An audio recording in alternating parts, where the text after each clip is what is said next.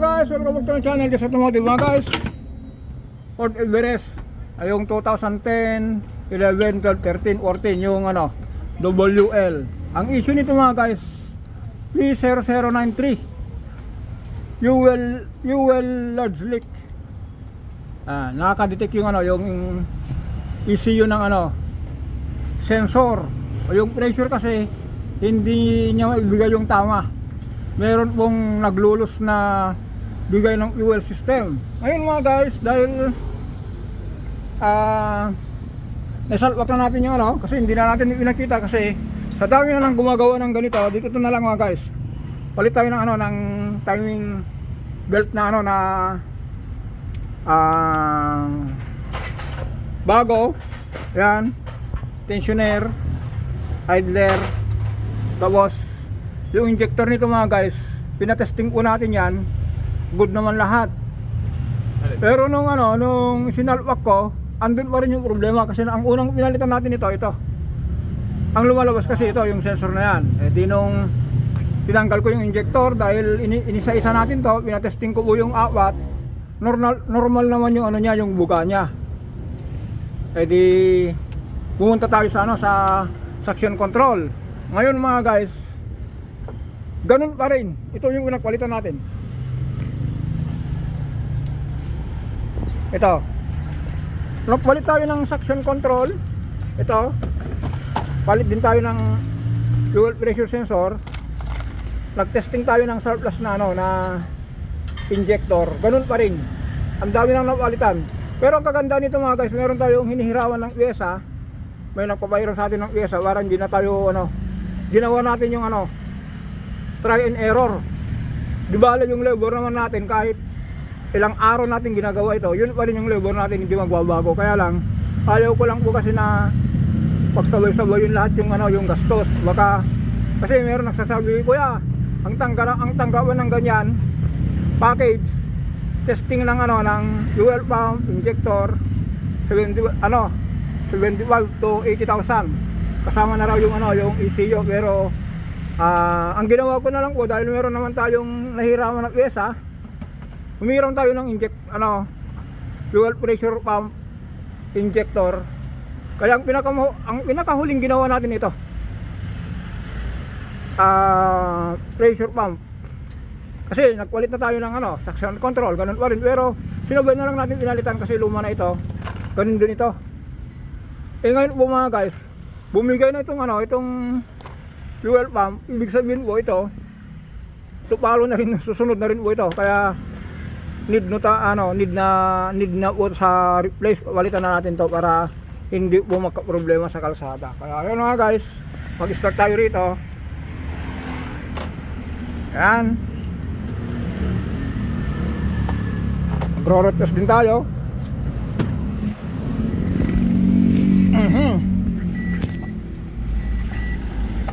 Kasi mga guys, may check engine ito kung tumatakbo. Subukan natin. Medyo matagal po niyan kasi nagsalwak tayo ng injector saka yung fuel pump. Yun, mandar. Yan, handbrake, ABS, yung check engine wala na mga guys.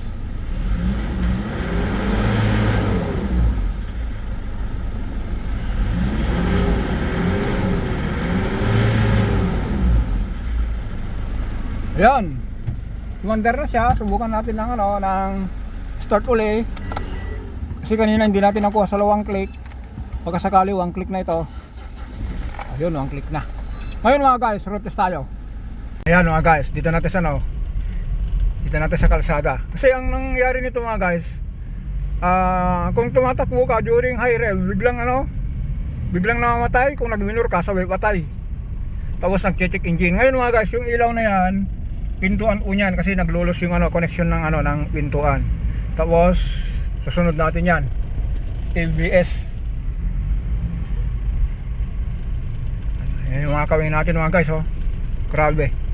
Kaya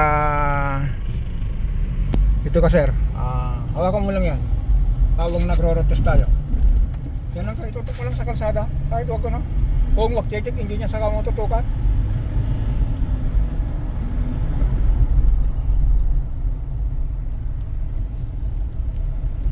Anong walagay mo? Kasi mga guys, kahapon nung una nating protesto, unang rangkada pa lang, kung nag-RPM ng ng 3,000, sabay patay yung makina. Ngayon, ano na, parang gusto nang lumipad. Dito ka lang, isa ka lang. Parang itry mo yan si Utam, di RPM na. Ilocano tayo. Yan, yung RPM mga guys. Yan, dos yan. Yan, tingnan natin Hindi tayo makabirit, mayroong tricycle dito sa harapan natin. Baka sabihin nila bakit andito tayo sa na umahato tayo, hindi naman tinangangarera. Pero pinurot test natin ito, pinapalabas natin yung dati niyang problema. Yun. Pre, uli. Ano sa walagay mo? Magalaw yung kamay mo eh. Di wala mga guys. Punta tayo sa makyat. Kita-kita tayo doon. Ayan mga guys. Dito pa lang tayo ng kanto ng A. Rodriguez. Itong rotonda ng Marikina. Kasi ito mga guys, itong kalsada na to, paikot po ito. Lulusot sa ito, Fortune, Marikina. Ano po ito? Ito po yung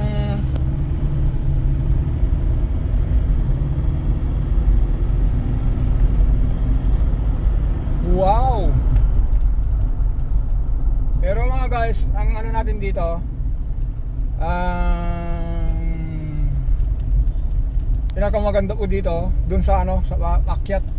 Kasi kahapon kasi mga guys, kung konting konting paakyat lang namamatay, katulad dito kahapon, kasi dito yung umuwi natin ng Brorotes eh. Namamatay siya dito eh. Ayaw niyang mamatay bakit kaya? Yan. Pero mga guys, sabi ko, punta tayo doon sa mataas na mataas na area, yung sa Mateo. Kasi ito lang ito, hindi nararamdaman yung niya. Yung bahayad lang yung niya, yung akyat niya. Hindi siya biglaan, pero yung pupuntahan natin, sobrang tarik po nun.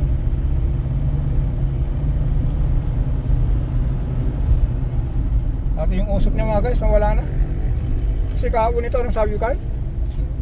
Kuya, yung sasakyan mo mausok. Nakakaya eh. Sabi itong kasama ko, pinansyawin daw tayo, pero hindi. Pinagsabihan lang tayo. Ito mga guys, kung pasin nyo yung kalsada po nito, matarik po ito. Yan, matarik po ito. Hindi lang yun. Parang nako, na-aksidente tricycle, kawawa naman. Hindi, tinamaan niya yung Yan? Oo.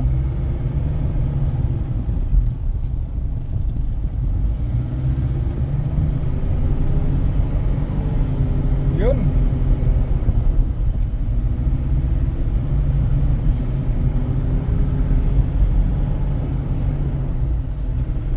Yun. Yung taas na yun, nakakyat na. Lusot na tayo rito. Kasi kahapon mga guys, nung unang rinorot test natin to, nung ilinagay natin yung injector na galing doon sa kaibigan natin, ganun pa rin. Kaya sabi niya, sige Jess, isubok mo yung yung fuel pump.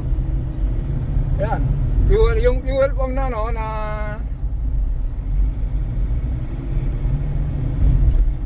nakakabit ngayon, yun yung surplus.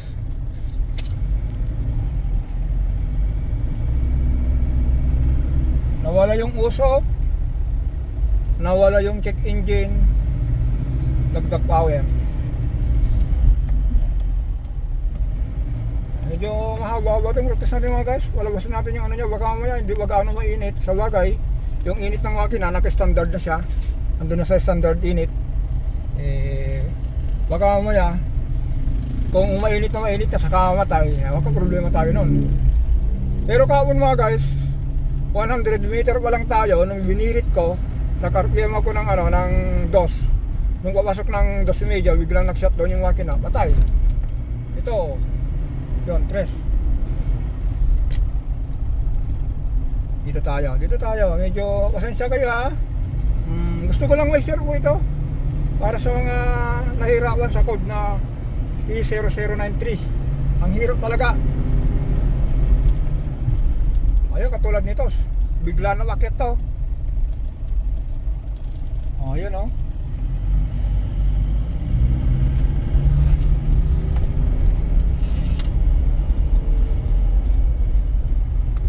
Lusot na tayo. Kaya?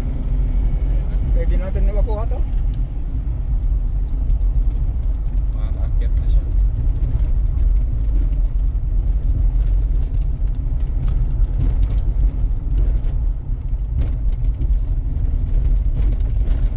Makaka-akyat na sa mundo.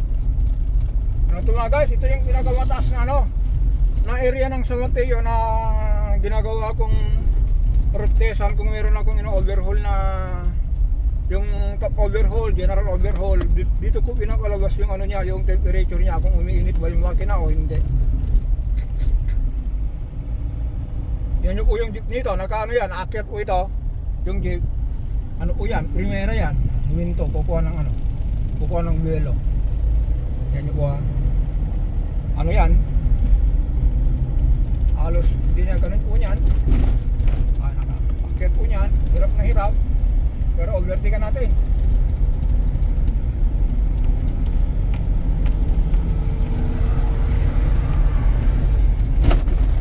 Ayun, naulan natin oh.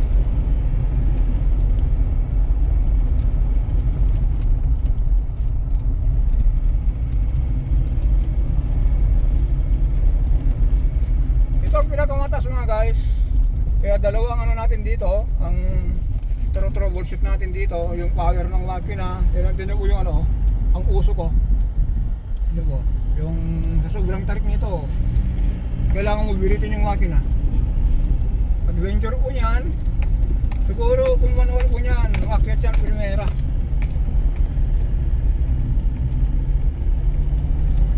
Tayo mani-mani lang. Parang kung sa tao parang nagngunguya lang eh.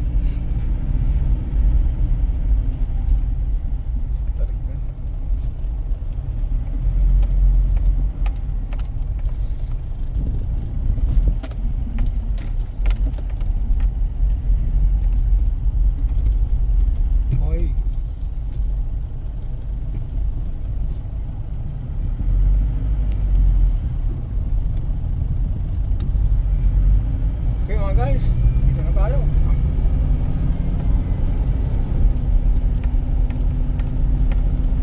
Tarik dito. Hindi na namatay mga guys.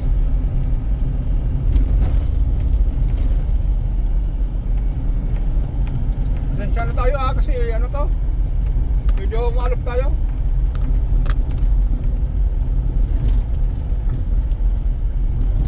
Ang tarik.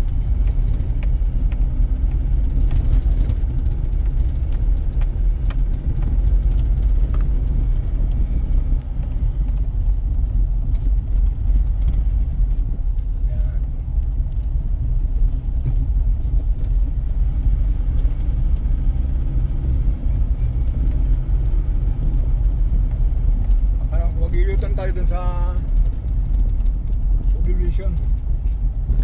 Mamaya kababar tayo, makita nyo yung gaano tayo kataas dito.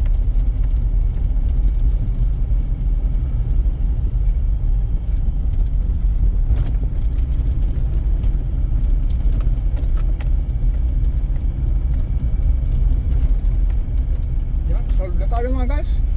E0093.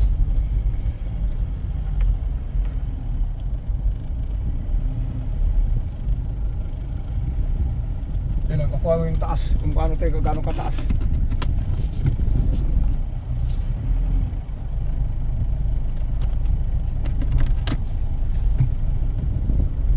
Yan mga guys, kita nyo ba yung building na yan? Taas tayo nito. Ayan yung truck oh. Ayan yung Hilux iniwan natin oh.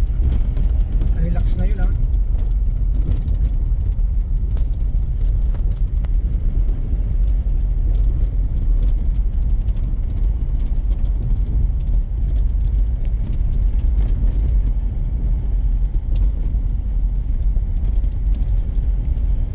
Ayan mga guys, lusot na tayo. Wala nang check engine,